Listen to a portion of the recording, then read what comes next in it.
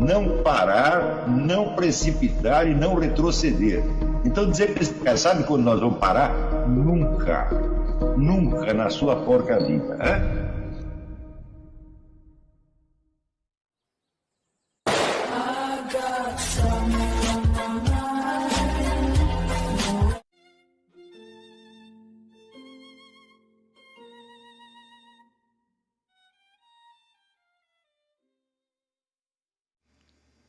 E aí pessoal, tranquilo?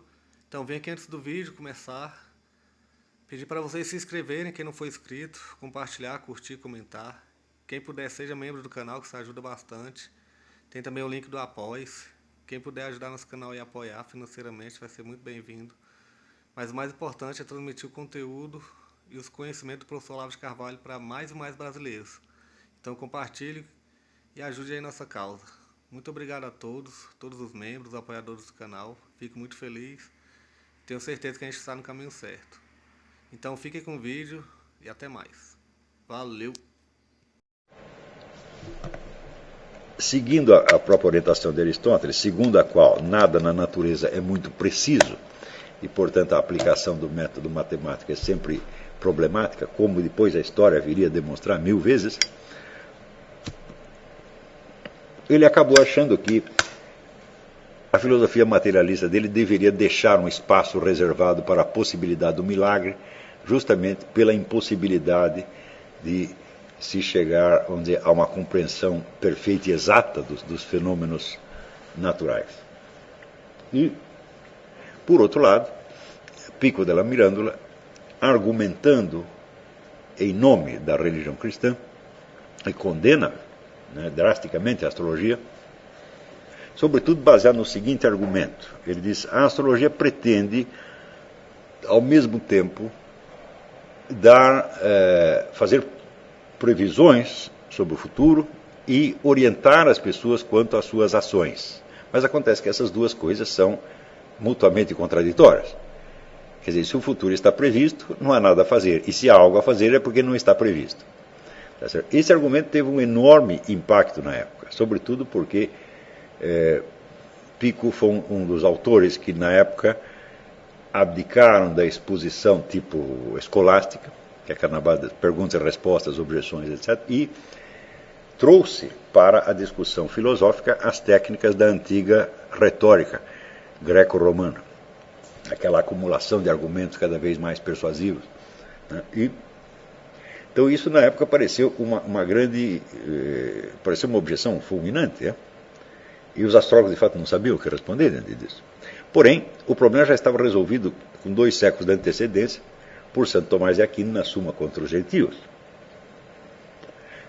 Santo Tomás entendeu que não se tratava, vamos dizer, de você contrapor duas teorias, quer dizer, uma teoria, por assim dizer, da predeterminação e outra teoria do livre-arbítrio, tá certo? E de você tentar resolver teoricamente esta questão, mas que se tratava, como em todas as situações humanas, de você medir exatamente o coeficiente do possível e do impossível. E qualquer ação humana, isso é universal, ela se compõe exatamente vamos dizer, de uma gradação desses dois elementos. Ou seja, há uma série de aspectos que estão predeterminados, necessariamente, pelo simples fato de você estar numa situação e de você estar, vamos dizer, na data tal. Bom, existe uma série de coisas que já foram feitas e não podem ser desfeitas. Por exemplo, você não pode recuar a sua idade. Não é isso? Você não pode, estando num lugar, estar em outro ao mesmo tempo. Quer dizer, você tem uma série de processos causais que já foram desencadeados e que são irreversíveis e eles determinam o conjunto da situação. Então aquilo é um elemento absolutamente imutável, intocável da situação. Se não existisse esse elemento imutável, a ação transcorreria no vazio. Você não está nada determinado. Se você estivesse na total indeterminação, você vai agir sobre o quê? Então, isso quer dizer que o fato de existir elemento predeterminado não é um impedimento da ação, mas, ao contrário, a condição básica dela. Por outro lado, se tudo estiver predeterminado, então, vamos dizer, a sua própria pergunta, né, sobre o que vem em seguida deve estar predeterminada também. Não é isso? Então, se chega àquela situação, existe uma famosa história que eu não sei quem inventou, mas de que um rei chamou um astrólogo Essa piada surge mais ou menos nessa época. O rei chamou um astrólogo para que o astrólogo calculasse a melhor hora para a sua coroação. Porque o rei tinha marcado, mas aí chegou um conselheiro e falou, não, isso é uma coisa muito importante, você não pode fazer a sua coroação em um momento qualquer, tem que ser um momento astrologicamente adequado. Daí ele chama o astrólogo e pede para o astrólogo calcular. Mas na hora que o astrólogo vai calcular, chega um outro conselheiro e diz, não, esse cálculo é demasiado importante para você fazê-lo a qualquer momento. Nós precisamos calcular para ver o melhor momento, para você fazer o cálculo do melhor momento. E assim por diante, e eles estão discutindo até hoje. Tá certo?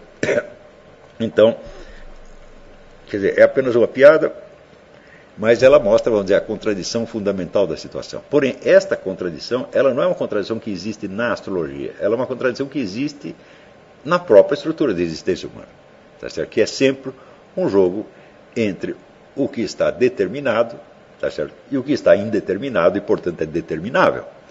Se não houvesse nada predeterminado, não haveria simplesmente situação, tá certo? E não haveria, vamos dizer, um estado de coisas sobre o qual você pudesse agir. Tá certo? Então, por um lado, sem a predeterminação, a ação é impossível. E, por outro lado, a ideia da predeterminação total, ela é autocontraditória pelos motivos apontados na piada.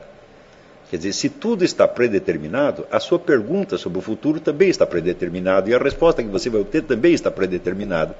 Tá certo? E isso quer dizer que o conteúdo da resposta que você vai obter já está predeterminado como parte do seu destino e não como um retrato adequado da situação. Por exemplo, pode estar predeterminado que você, ao fazer a pergunta sobre o seu futuro, vai receber uma resposta errada para que o seu futuro verdadeiro, que você desconhece, possa se cumprir na realidade. Tá certo? Então, a ideia da predeterminação total sempre leva, vamos dizer, a contradições intoleráveis. E a ideia da total indeterminação elimina a própria possibilidade da ação, a própria possibilidade do acontecer. Se nada está determinado, nada pode acontecer.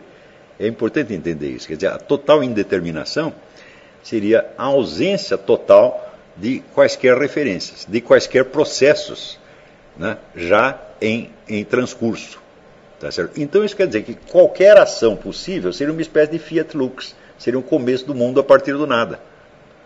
Está entendendo? Então, o ser humano precisaria ter um poder divino. Mas como ele poderia ter esse poder divino, se esse poder divino, como elemento da sua constituição, já não estivesse, por sua vez, também predeterminado, no sentido em que Deus é Deus desde eternamente, e isso também está predeterminado, ele não pode deixar de ser Deus. Ou seja, a total indeterminação exigiria um poder supradivino. Então, você vê, o simples fato de que a discussão de determinismo e livre-arbítrio tenha se tornado tão importante no Ocidente, já é um sinal de epidemia de miolo mole. Porque basta esta explicação de 2 minutos para você entender, né, que essas duas coisas simplesmente não existem. Né? Não existe predeterminação e não existe o livre-arbítrio no sentido absoluto da palavra. Dito de outro modo, mais claramente ainda, o exercício do livre-arbítrio depende da predeterminação. Se nada está predeterminado, você vai exercer sua liberdade em cima do quê? Então, isso faz parte, esta exigência faz parte da própria estrutura, né, do modo de existência do ser humano e da existência em geral, porque o que nós falamos da predeterminação e da ação também existe para um gato, para uma minhoca, para um peixe. Se nada está predeterminado, aonde está o peixe? Ele não pode estar em lugar nenhum, porque para ele estar em algum lugar é preciso que ele já tenha se movido até ali e que, portanto, já haja uma situação definida e determinada. Não é isso? Mesmo as minhocas, as aranhas, as estrelas, tudo que existe. Tá certo? Então, Santo Tomás de Aquino,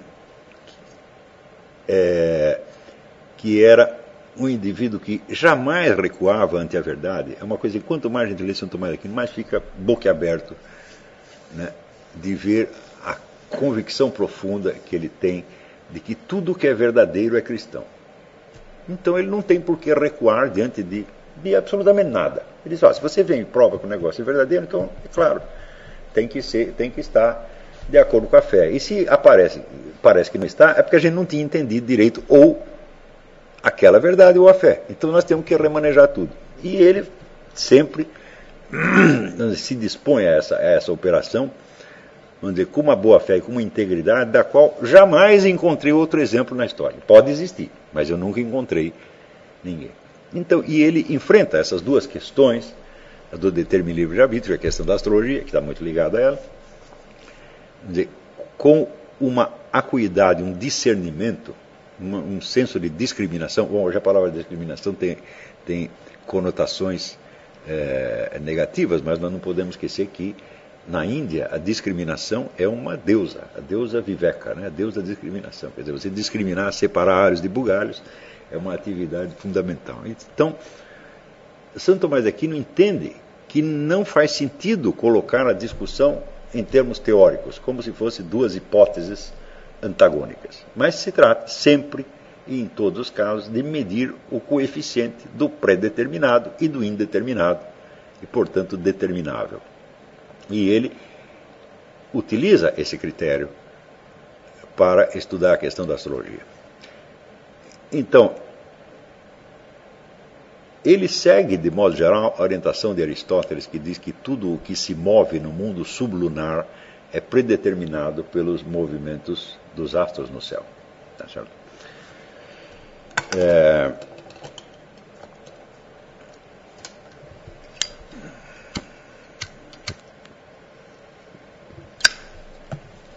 No entanto, no contexto antigo, greco-romano, esta ideia estava associada à divindade dos astros.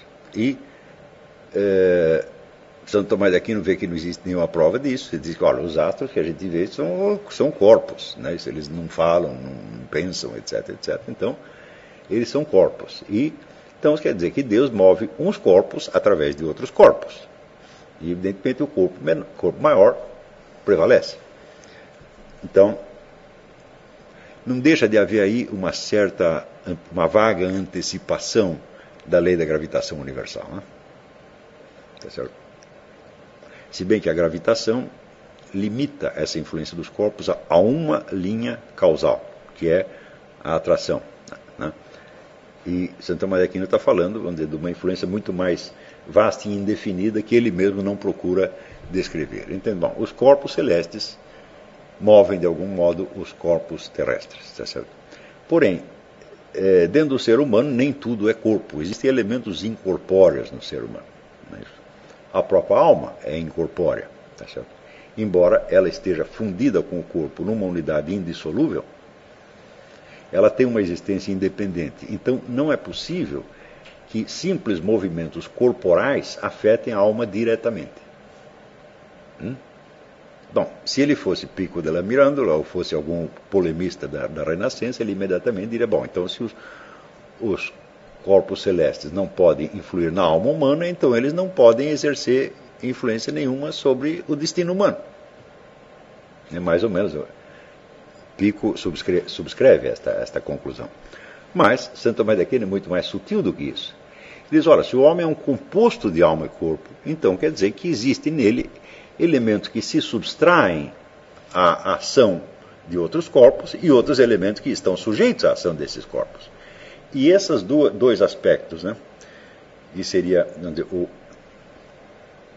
o coeficiente da sujeição corporal humana e o da liberdade da alma, eles se mesclam de uma maneira enormemente complexa que não pode ser discernida de antemão e por meios meramente teóricos. Isto depende da imensa variedade das situações individuais. Então, ele nota, por exemplo, que existem duas possibilidades. Primeiro, uma parte das funções da alma depende diretamente do corpo. Por exemplo, as percepções sensíveis. Tá certo? Então, isso quer dizer que a alma ali não está livre para fazer o que ela quer. Ela tem que atuar a partir, vamos dizer, dos elementos que ela recebe dos 5 sentidos, isso é, do corpo. E, portanto, a percepção sensível já pode ser alterada por elementos externos, entre os quais a influência dos astros. Por outro lado, além da modificação que a influência dos astros pode introduzir através da percepção, existe a ação que eles exercem diretamente no corpo, sem passar pela percepção. Tá certo? Eles podem causar doenças, febres, etc, etc. E tudo isso, naturalmente, vai pesar sobre a conduta do indivíduo. Não vai determiná-la completamente, mas vai limitá-la, tá certo? E vai, vamos dizer, impelir, né, numa direção e dificultar outra direção. E, em terceiro lugar, existe a hipótese, quer dizer, são 3 vias pelas quais os astros podem agir sobre a alma humana indiretamente através do corpo. Né? Então, primeira, a percepção.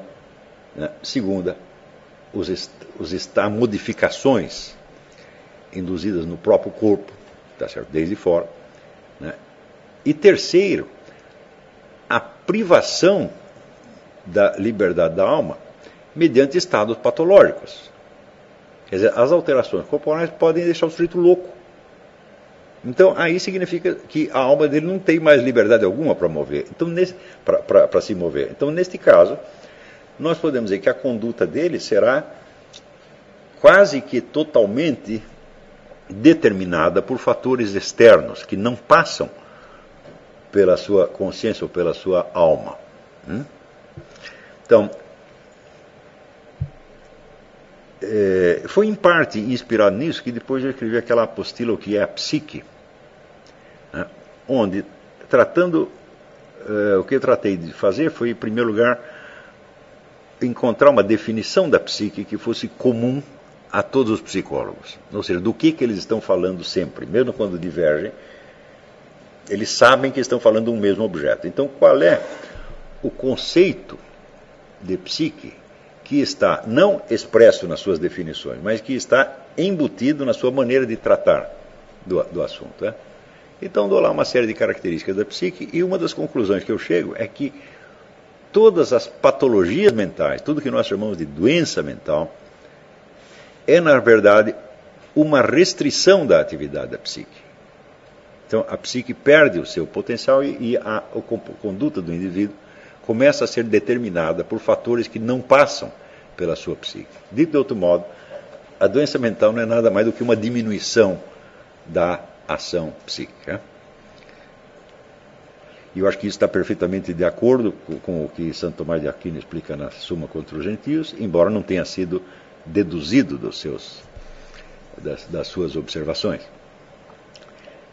Então, nós podemos dizer que o problema já estava perfeitamente, em Santo Tomás de Aquino, o problema já estava perfeitamente equacionado, de modo a que se pudesse operar, então, um estudo do fenômeno astral em bases estritamente objetivas. Ou seja, independentemente da discussão sobre as teorias astrológicas ou não. Porque a teoria que Santo Tomás de Aquino expõe ali na Suma contra os Gentios, já é uma teoria completa da astrologia. Claro que não entrando no detalhe do modus operandi dos astros, mas já delimitando o problema central, que é em que medida a ação dos astros sobre o ser humano pode ser observada e comprovada ou negada em bases objetivas. É isso que ele tinha colocado. Por incrível que pareça, todo o debate que houve no período renascentista e o que volta a acontecer no século XX passa ao largo dessa questão. E começa a discutir, então, primeiro, começa a discutir a validade da astrologia em si. Ora, o que é a astrologia? A astrologia é um conjunto de técnicas que foi desenvolvido por milhares de pessoas, partindo das bases teóricas as mais desencontradas, né? Bases teóricas, crenças, superstições, etc., etc., e que se condensam em técnicas diferentes entre si. São milhares de técnicas, por assim dizer, incomunicáveis, formando então exatamente o que diz o Eric Weil, quer dizer, é um caos. Então, se a astrologia não tem unidade de uma teoria suficiente, como podemos discutir se ela funciona ou não? A discussão é impossível, desde logo. Né? E é incrível você ver nesta época renascentista, os rios de tinta que se derramaram para discutir uma coisa impossível de ser discutida, né?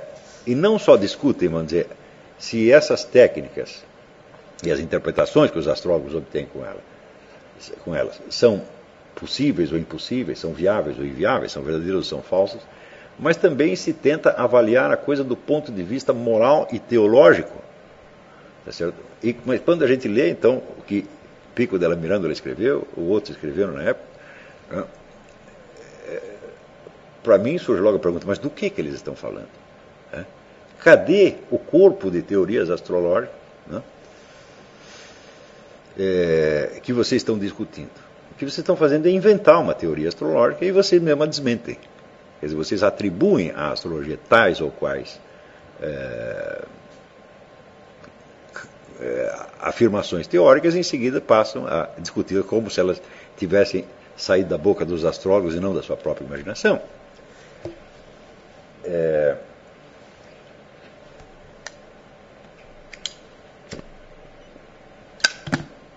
Na verdade, você não encontra um único astrólogo que tenha discutido a questão da astrologia com, vamos dizer, a substantividade teórica de Santo Tomás de Aquino. Então, isso é o mesmo que dizer, quando começa essa discussão, a única teoria que existia era de Santo Tomás de Aquino. Existiam milhões de práticas astrológicas espalhadas, tá certo? Mas só uma teoria. E essa teoria também não entrou na discussão, tá certo? E é curioso você ver como este equívoco ele se repete passados 4 séculos. Né? Então, nós que estamos aqui tentando entender as raízes da modernidade, entendemos que essa é uma delas. Que esta discussão sobre a astrologia revela algumas constantes da modernidade. Tá certo? E uma dessas constantes é a quase impossibilidade de discutir certos problemas de maneira substantiva. E isso acontece exatamente por causa do fator que eu estava mencionando ontem, que é a da organização burocrática da atividade intelectual, onde cada indivíduo, cada voz que aparece no debate público representa alguma instituição, representa alguma corrente de ideias, né, representa uma autoridade, tá certo? E fala em nome dela. Note que dificilmente você encontrará na religião alguém que tenha mais autoridade do que Santo Tomás de Aquino, porém ele nunca fala em nome da autoridade. E ele mesmo disse que o argumento da autoridade é o mais fraco dos argumentos. Se possível, você só deve recorrer a ele quando não tiver mais nenhum outro. Em geral, você tem que recorrer, quer dizer, à experiência, aos fatos, ou à razão, e não à autoridade.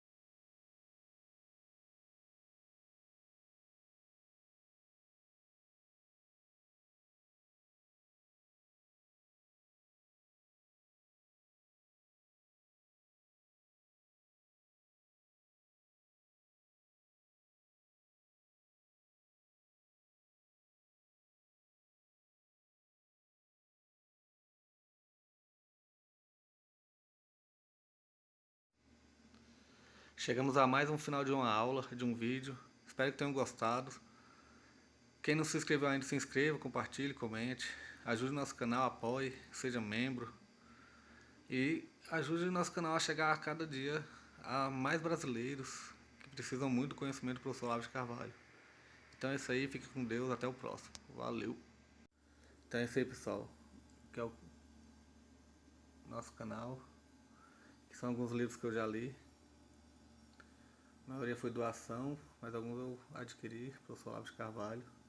Alguns livros se perderam aí que eu emprestei, professor Alexandre Costa, a Bíblia Sagrada. 10 lições sobre Karl Marx. Indico a não ler esse livro, que é muito ruim mesmo. Uns pensadores aqui que realmente, como o professor Olavo de Carvalho disse, não são pensadores. Valeu, tamo junto aí. Apoie nosso canal, seja membro.